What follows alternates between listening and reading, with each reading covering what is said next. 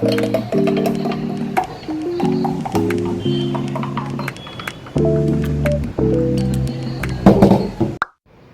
मी इथे तुम्हाला कच्च्या कैरीचं पन्ह दाखवणार आहे. तर इथे मी 4 मोठ्या कच्च्या कैऱ्या घेतल्यात, चवीपुरतं मीठ, वेलची पावडर, गूळ घेतले आणि एक जायफळ घेतले. ते आपल्याला प्रमाणात टाकायचे.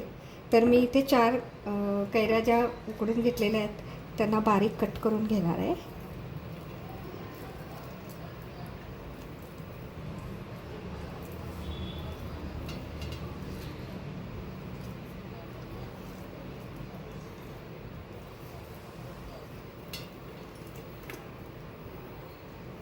मी ते पहिलीच साली काढून घेतलेल्या होत्या.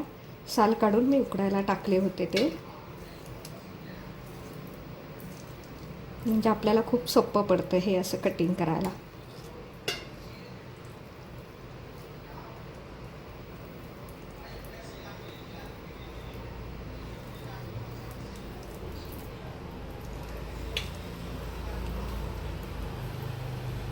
इथे आता आपण ह्या 4 कैरी पीस करून घेतलेले आहेत.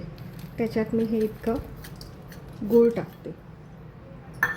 त्यानंतर चवीपुरतं मीठ,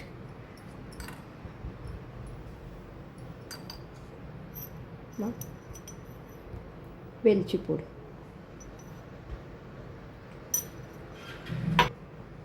त्यानंतर मी हे इथं जायफळ घेतलं होतं ना, ते थोडंसं किसून घ्यायचं. मी हे असं इतकं किसून घेतलेलं. जास्त नाही घालायचं जायफळ, थोडंसं चवीपुरतं फक्त. आता हे सगळं असं मिक्स करून घ्यायचं. गूळ आपल्या आवडीनुसार घेऊ शकतो. कुणाला आंबट लागतं म्हणून ते कमी प्रमाण ठेवतात. आमच्या घरामध्ये मीडियम आवडतं, त्याच्यामुळे मी गुळाचं प्रमाण माझ्या आवडीप्रमाणे घेतलं.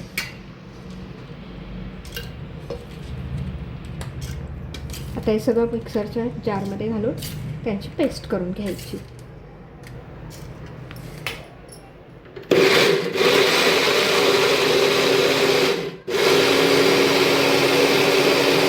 थोडंसं पाणी टाकायचं, जर आपल्याला आवश्यक असेल तर पाणी टाकायचं, नाहीतर असंही बारीक होतं ते.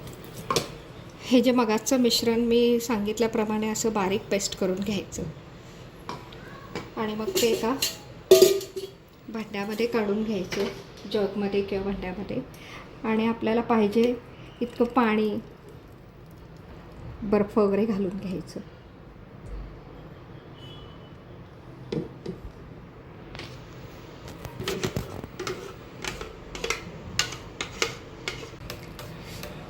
अशा प्रकारे आपलं हे पन्ह इथे तयार आहे.